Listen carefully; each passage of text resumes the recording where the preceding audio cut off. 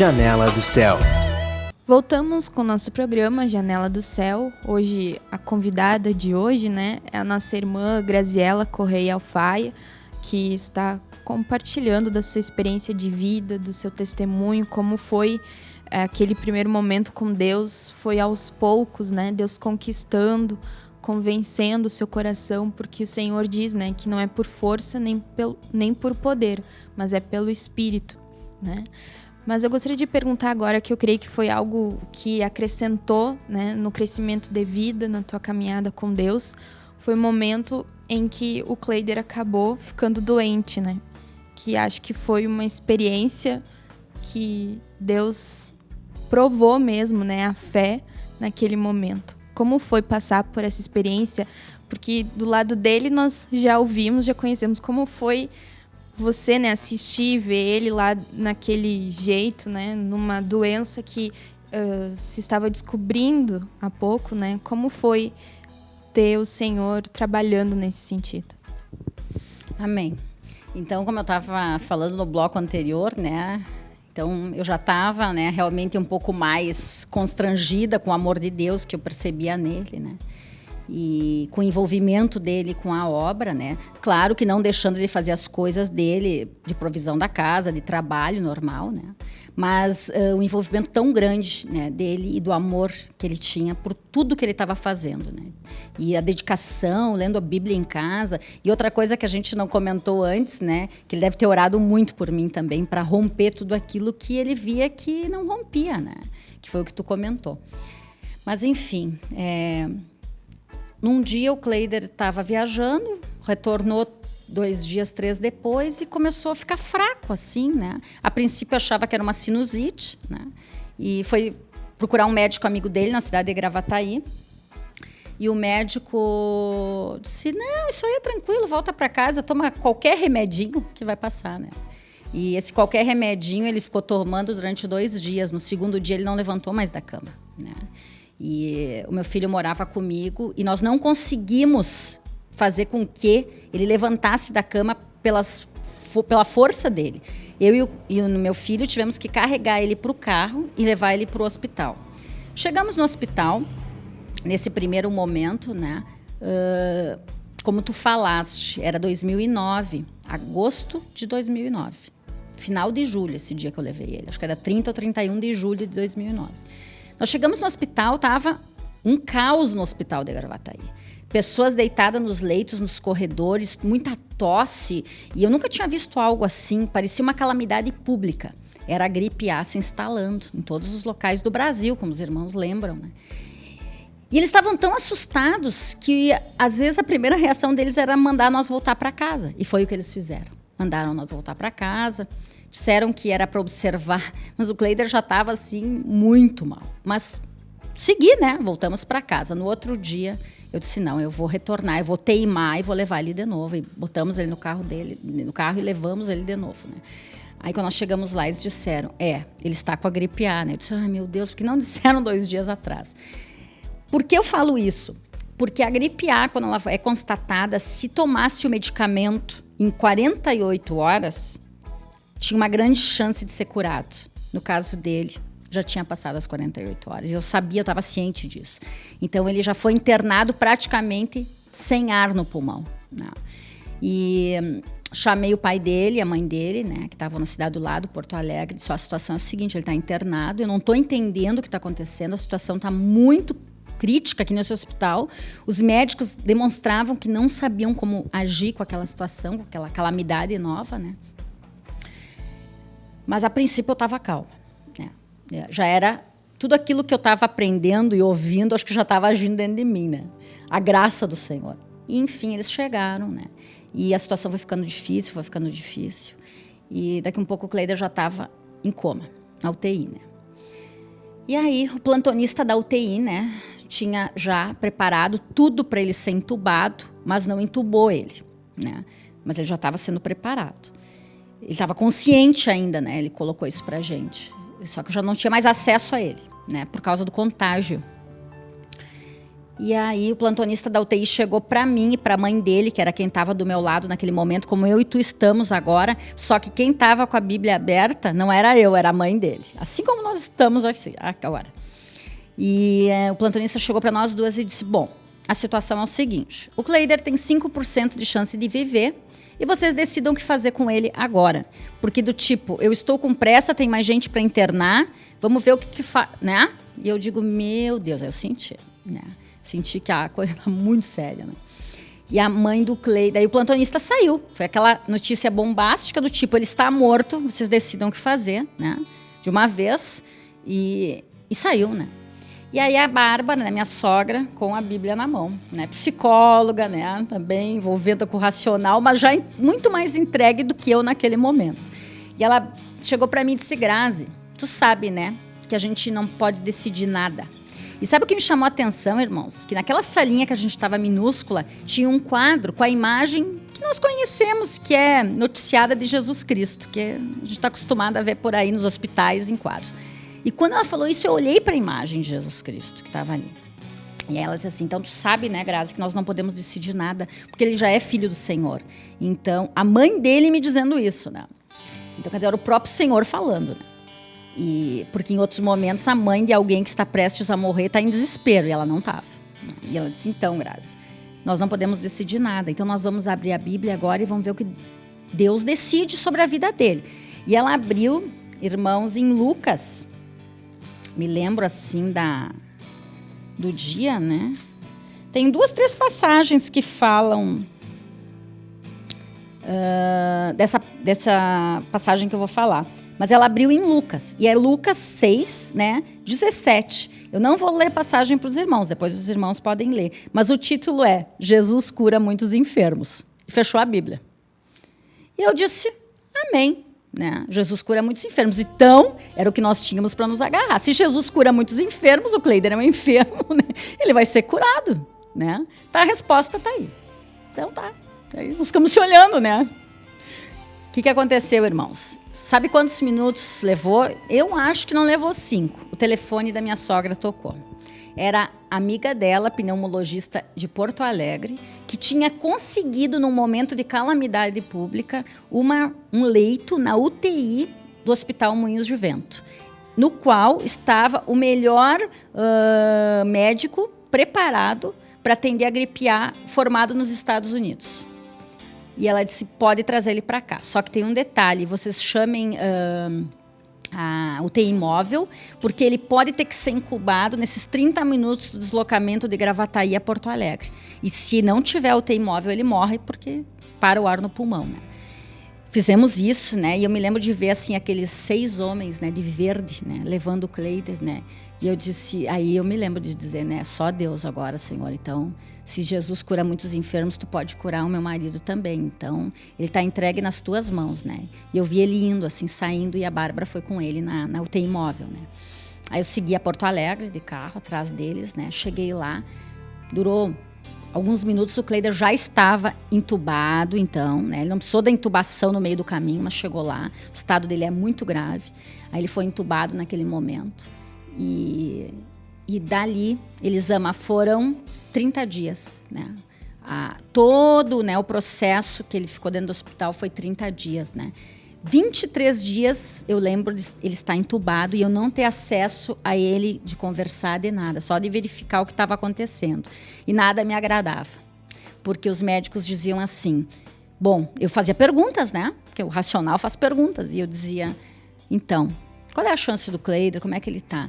Aí esse médico, que era muito conhecido, né, disse para mim, olha, o Kleider é o caso mais grave que entrou até agora para mim atender. Então, nós estamos fazendo o que a gente pode. Mas eu não posso te prometer nada. E o médico falando isso foi algo que me dizia, então, só Deus. Então, só oração, né? E o corpo de Cristo, eu vou te dizer, Elisama, nesses momentos é maravilhoso. Porque então, eu já, nas minhas idas à igreja, conhecia alguns irmãos, né? E eles me mandavam muitas passagens, eles me confortavam, né? Eu fui atendida em terapia espiritual na igreja de Porto Alegre 2, 3 vezes, né? E agora, algo que eu posso te colocar. Eu senti durante todo esse período a mão do Senhor sobre mim, a graça.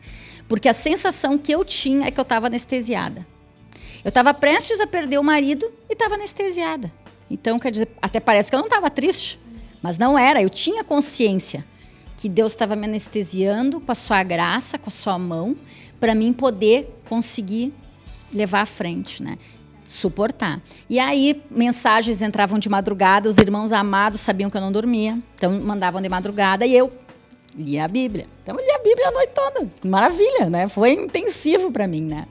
E agora a maior experiência de todo esse período, que eu nem posso entrar em detalhes com os irmãos sobre tudo que ocorreu com o Kleider, né? Mas foram longos dias, né, em que eu só chegava lá, orava por ele. Agora, uma coisa já tinha sido tocada. Nós colocamos um CD, né, um rádio com CD dentro da UTI, né? E as funcionárias ali da UTI achavam que a gente era completamente louco. Porque o Kleider estava em coma e elas diziam que ele não ouvia nada, ele não podia ouvir nada. Mas ele ouviu. Ele ouvia todos os CDs de orgulho, de rejeição, de rebelião, ele ouvia tudo. Porque nós chegávamos e trocávamos, nós tínhamos o cuidado de ver que já tinha rodado e trocava para ele ouvir o outro, né? E depois ele deu o testemunho dele que realmente mexeu com ele, né? Não estava ouvindo, mas estava. E eu ficava furiosa quando eu chegava naquela UTI e aquele rádio estava tocando música. Porque elas iam dar banho nele e elas tiravam aquele CD, porque, de certo, elas não estavam querendo ouvir, colocavam música e ficavam dançando e dando banho nele. E eu via isso. E eu chegava e ficava furiosa. E elas achavam que eu era louca. Porque não, ele não quer ouvir música, ele quer ouvir esse CD. Então elas diziam, ela deve estar sofrendo algum processo de, né, problema mental. Mas então isso eu já estava sendo tocada, que aquele ambiente tinha que estar sendo, né, constantemente suprido com a palavra de Deus, né? E ele, claro que ele ia estar recebendo, né? Mas enfim, eu me lembro já de ter essa transformação dentro de mim. E não posso comentar tudo que ocorreu lá, porque foram muitas coisas, né? Me recordo assim do momento que mexeu muito comigo, né? E quando eu cheguei lá, né, o médico me ligou e pediu autorização 12 dias depois que ele estava na UTI para perfurar aqui, né, o tórax dele, né, perfurar o tamanho do furo era o tamanho do teu microfone, né, aqui dos dois lados. Por quê? Porque o Kleider, ele da testa até aqui no pescoço dele, era uma massa gelatinosa. Ele não tinha mais formato de rosto, então reunia a testa que fechava, era uma coisa só. E assim era o corpo. Por quê? Estava se tentando tudo para fazer ele sobreviver. Então se bombava muito, muito, muito oxigênio para dentro dele. Sabe o que aconteceu com o pulmão? Perfurou e estourou. E daí eles chamam isso de infecção subcutânea. O ar foi para todo o corpo. Então ele era um balão inflado. E quando eu cheguei lá e vi meu marido 12 dias depois, ele não tinha mais rosto. Ele não tinha mais nada. Ele era eu não sei explicar para os irmãos, era um monstro deitado, assim, né? E depois ele comenta, se nós tínhamos tirado fotos, eu disse, Kleider, eu não tive coragem de tirar uma foto tua. Não tive coragem, né? Porque não era aquele Kleider que eu conhecia, então não aceitava, né? Então acho que já era a minha fé, né, para acreditar que ia mudar o quadro. E nesse dia o Senhor me tocou, Elisama, porque eu cheguei lá, daí já tinham perfurado o tórax dele, então o ar entrava pelos tubos e saía pelos tubos laterais, onde ele tem o rasgo até hoje, né, a marca, né, dessa cirurgia que fizeram nele para poder manter ele vivo, né. E aí o que aconteceu? Nesse dia eu fui para casa inconformada e já era o Senhor operando em mim. Sabe o que aconteceu? Eu disse, aquelas enfermeiras entram lá e tratam ele como mais um, inclusive mais um que está prestes a morrer. Eu acho que elas ficam até esperando para desocupar o leito, enfim, né, para receber outro. E não é certo, porque ele é um filho de Deus. E eu me lembro de pensar isso, ele é um filho de Deus, ele tem que sobreviver. Então, eu tenho que fazer alguma coisa. Só que eu tenho que fazer alguma coisa, eu já sei que era o Senhor operando em mim. E eu fui para casa, ninguém entendeu. Comecei a pegar álbum, puxar foto. Foto do Kleider com a Marininha. A Marininha tinha 1 aninho de idade. Foto do Kleider na praia. Foto do Kleider ativo, saudável. Foto do Kleider trabalhando com a equipe dele. Foto dele comigo, foto dele com os pais, com toda a família, né? Mas ele normal. Eu fiz um mural de fotos gigante. Cheguei lá no outro dia, que era o meu horário de visitar ele, né? E colei na parede, de frente para ele. Todas as fotos, né? E coloquei, Kleider, estamos te esperando em casa, né? Enfim, não me lembro mais o que, irmãos. Eu só me lembro das fotos. Sabe o que aconteceu? A primeira enfermeira que entrou disse assim, mas esse aqui é ele? Eu digo, é ele sim. E essa aqui, que não pôde vir até hoje, é a filha dele, tem 1 ano de idade. Então, assim, ó, eu peço para vocês que tenham o maior carinho por ele, porque eu tenho certeza que ele vai sair daqui. E eu conto com vocês. E era o Senhor, acho que, nos usando naquele momento, porque daquele momento em diante elas olharam ele diferente. E começou a ver um envolvimento maior delas com ele. E não apenas mais um monstro deitado ou alguém que estava com os dias contados. E eu acho que isso mexeu muito com elas, né? E eu dizia, pois é, a filha dele tem 1 ano, não pode vir aqui porque ela pode ser contagiada e ela está esperando ele em casa. Então eu conto com vocês, assim, com o carinho, com o amor de vocês, para cuidar dele, porque eu tenho certeza, né, que ele tem condições de sair daqui. O tratamento mudou, né? Então eu acredito que naquele momento o Senhor me usou para tentar mostrar para elas, né, sem elas nem se darem conta disso, que ele era um filho de Deus e que ele tinha condições de ser salvo, de sair dali, mas que precisava de muita ajuda, né? E mudou bastante, né? Então eu acho que todos esses detalhes que eu estou falando é o Senhor já mexendo comigo, né? Essa questão do CD, que eu ficava furiosa quando era música do mundo, né? E não era o CD. Elas riam de mim, no mínimo, mas eu não me importava. Então já era o Senhor me tocando, né? A querer ouvir a palavra de Deus e evangelizar. Porque, de certa forma, todas elas foram evangelizadas. Porque, para finalizar, esse momento do hospital, quando ele saiu do hospital, foi feita uma festa dentro do hospital, né? O Kleider distribuiu mais de, eu não sei quantas mil orações dentro da oração do Novo Nascimento, dentro daquele hospital Manhãs de Vento, né? Para todas as pessoas que estavam lá. E o médico, né, formado no exterior, né, era um pneumologista assim, conhecidíssimo e que ficou renomado por ele estar, né, cuidando desses casos de gripe A. E disse assim, realmente, chamou eu, o pai e a mãe dele. E disse, eu tenho uma coisa para dizer para vocês. O Kleider não foi curado pelas mãos de um médico, ele foi curado pelas mãos de Deus. E eu disse, pronto, né? Eu já entendi tudo. Amém. Até, né, aqueles que são céticos, né, com relação a Deus, a crer, a ter fé, tem momentos, né, em que nós temos que reconhecer que as coisas aconteceram não por mão humana, né, mas foi porque Deus que quis, né, Deus que decidiu e Deus, como Deus deu a palavra, né, que Jesus cura muitos enfermos, né. Então, para nós encerrarmos esse programa, só gostaria, assim, algo que eu senti recentemente, né, nós ouvimos um testemunho da nossa irmã e várias vezes eu já vi, muitas vezes comentando do jeito que foi criado, né, a família italiana, eu também sou de família italiana, então as mulheres são mandona, né, tem a mama, né, que manda em toda a casa, né, então a gente vem com aquela genética, com aquela cultura, né, e daí vem na casa do Senhor e aprende diferente, né, e teve uma experiência agora recente que ainda está vivenciando, como é ver Deus trabalhando, né, nesse sentido também. Amém. Bom, irmãos e irmãs, a Elisama fala em submissão, né? Então, esse testemunho envolve a submissão. Então, claro que longa data, né, ocorreu desde que essa saída do Kleider do hospital, né? Ele ficou todo o ano de 2009 no hospital. E de lá para cá, né, eu fui tocada muitas vezes em realmente participar mais, né? Depois, claro, dessa experiência, fui me entregando mais para o Senhor, vi a mão do Senhor em toda a nossa vida, então não tinha como eu não me entregar, né?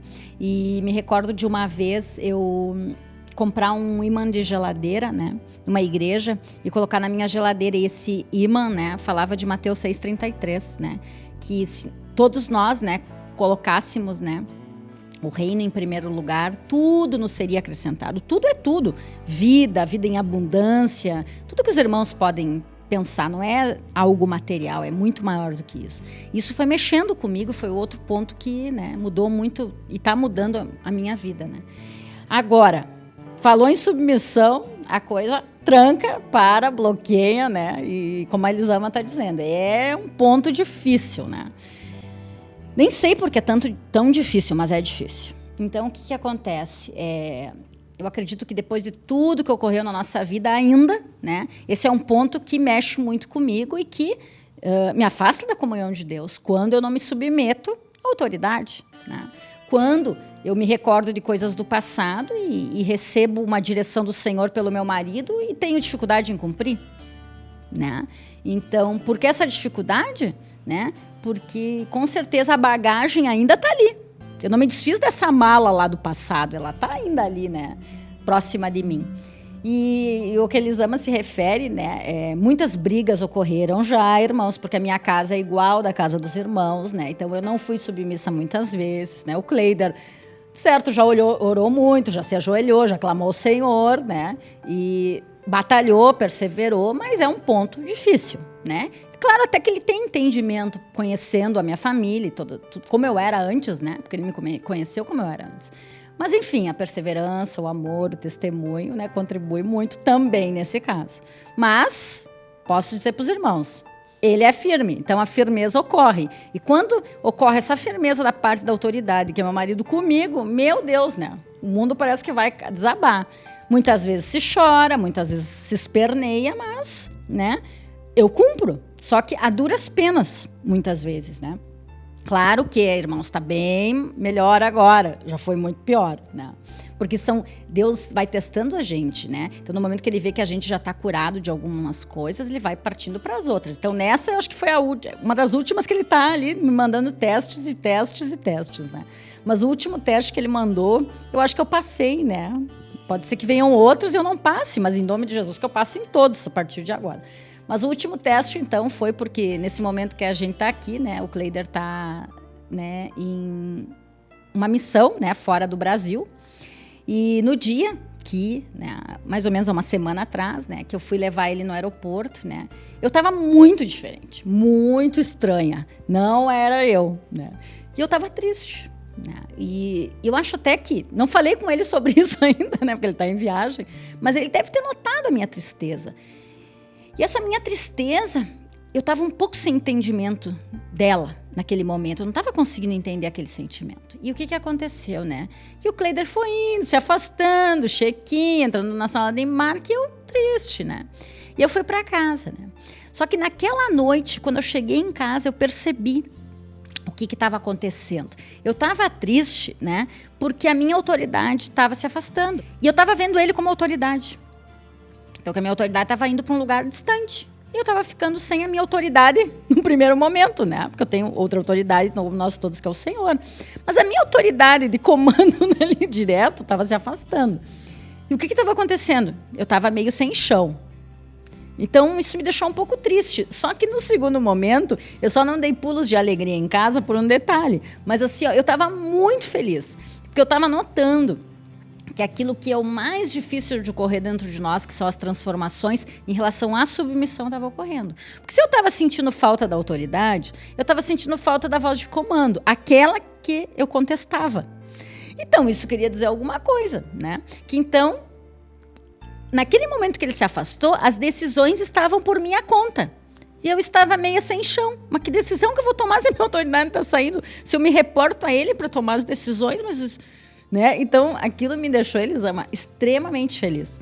Por quê? Porque era uma transformação dentro de mim. E né, coloco para os irmãos, está tudo tranquilo, ok. Mas foi e é um testemunho que eu estou dando para os irmãos, que como é uma obra que a gente não enxerga, né? Só que a gente ouve palavra, a gente ouve escola, a gente lê a literatura, a gente ouve os testemunhos, a gente vai aos cultos, a gente vai aos grupos familiares. A palavra está sendo semeada, né? Então, quer dizer, ela está entrando, quer dizer, e aquele copo que tem ainda água suja, né? Vai entrando a aguinha limpa, que é o manancial de vida do Senhor, e vai limpando, com certeza não está limpo ainda.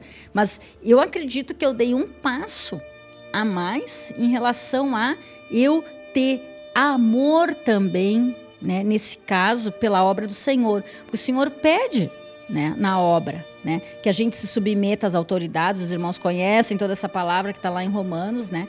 E essa submissão à autoridade, ela na verdade tem um ponto. Ela é o amor que tu demonstra a Deus. Então, eu não estava demonstrando amor a Deus. Por quê? Se eu não estou me submetendo muitas vezes ao que o meu marido me coloca, como ele está recebendo do Senhor e está me repassando e eu estou questionando, então eu estou questionando Deus, eu estou questionando a autoridade que Deus instituiu para a minha vida, né? E aquilo estava me incomodando. Muitas vezes eu, né, me incomodava muito. E nesse dia a paz foi tão grande, né? Eu cheguei em casa, eu dormi tranquila, né? Quer dizer, no outro dia eu ia ter várias situações para resolver, né? Mas eu estava ciente que eu tinha uma autoridade, que essa autoridade ela tem comando sobre mim, né? E que eu tô me submetendo a tudo que ela me envia. Porque o que ela me envia, o que ela me pede, o que ela me manda, é o Senhor me mandando. É nada, não é ninguém a mais, né? A figura do Cleider é um detalhe. É o Senhor que está me pedindo para me seguir por aquele caminho, né? Que eu seguindo por aquele caminho, eu vou estar sobre a unção da autoridade e eu vou estar sendo bem-sucedida. Então, aquela noite foi várias situações que me ministrou, né? Mas, assim, o que ficou interessante dessa história foi a minha tristeza no aeroporto, né? Sem eu entender por quê. E eu chegar em casa, eu estava alegre e saltitante por eu estar percebendo que eu estava valorizando que a minha autoridade estava se afastando, que eu estava valorizando tudo aquilo que ele estava me proporcionando como autoridade, né? E eu creio que a partir de agora, né, quando ele retornar, eu vou estar bem diferente, em nome de Jesus, né? Ele não sabe ainda disso, né, Elisama? Mas realmente eu vou estar bem diferente. E isso sabe o que traz para a gente? Alegria. Porque foi mais um passinho, mais uma transformação que eu vi ocorrer dentro de mim, né? E eu sempre coloco, os maiores milagres não são aqueles que a gente vê grandes, né, coisas se movimentando, mas é o teu interior que é transformado. Pouco a pouco, as transformações, a paz que vai excedendo qualquer entendimento, né, dentro de ti. E realmente, algo que tu possa testemunhar, como a gente está testemunhando hoje, que realmente está mudando a tua vida e para melhor. Amém? Amém. Ele não sabe, mas vai ficar sabendo agora no Janela. Amém. Mas realmente, né, é o que o Senhor ele quer nos ensinar, porque até Jesus, né, diz lá em Hebreus 5:8, embora sendo filho, aprendeu a obedecer pelo muito que sofreu, né? Então nós temos que abrir, né, o nosso entendimento de que nós precisamos aprender a obedecer. Até coisas simples, né, que nos é pedido, a gente não obedece porque a gente acha que o nosso jeito é melhor, né? Então, Deus ele precisa quebrar essa velha natureza, né? Essa força da alma que se levanta, né, para resistir o espírito. Porque não só na autoridade como cônjuge, né, mas na obra, na igreja, né, os presbíteros, as lideranças. Deus coloca várias lideranças, né, sobre a nossa vida para que a gente aprenda a obedecer, né? Talvez aquela liderança não vai te pedir algo que seja o perfeito, mas com certeza, se você obedecer, Deus ele vai honrar, porque ele só honra as coisas que vêm sobre a autoridade, né? E quando a gente obedece e se sujeita, Deus ele vai tornar aquilo perfeito, né? Porque o Senhor ele só quer saber se eu sei obedecer, né? Se eu sei seguir, se porque a submissão é o crescimento de vida por dentro, né? Não adianta a gente dizer assim, não, eu vou obedecer, né? Mas tá obedecendo por fora, mas lá por dentro tá revoltado, então não tá obedecendo nada, né? Porque aquilo não é um fluir do espírito, aquilo não é um fluir de vida, aquilo não tá saindo com amor, né? Aquilo tá saindo só por fora, para às vezes a gente até não ser julgado, né? Ou por orgulho a gente obedece, né? Mas não que aquilo venha de uma obra do espírito. E é realmente maravilhoso quando a gente vê essa obra subjetiva dentro de nós, né, acontecendo. Então, achei interessante, né, que tu ficou feliz porque tu estava triste, né? Ficou feliz que viu que Deus fez alguma coisa por dentro, sem aquela parte racional, né, estar junto. Simplesmente Deus fez, vai fazendo coisas, né? E é devagarinho, porque é uma obra do Senhor, né? Coisas pouco a pouco também que a gente consegue assimilar, porque se Deus vai fazer tudo, né, nós não suportamos, nós não conseguimos. Então eu agradeço a presença, né, de estar aqui se dispondo a falar, né, que nós estamos aqui sempre para exaltar o nome do Senhor, porque Ele que deve ser adorado, né, o Senhor é que tem todas as honras, né, pelas coisas que o Senhor faz por nós.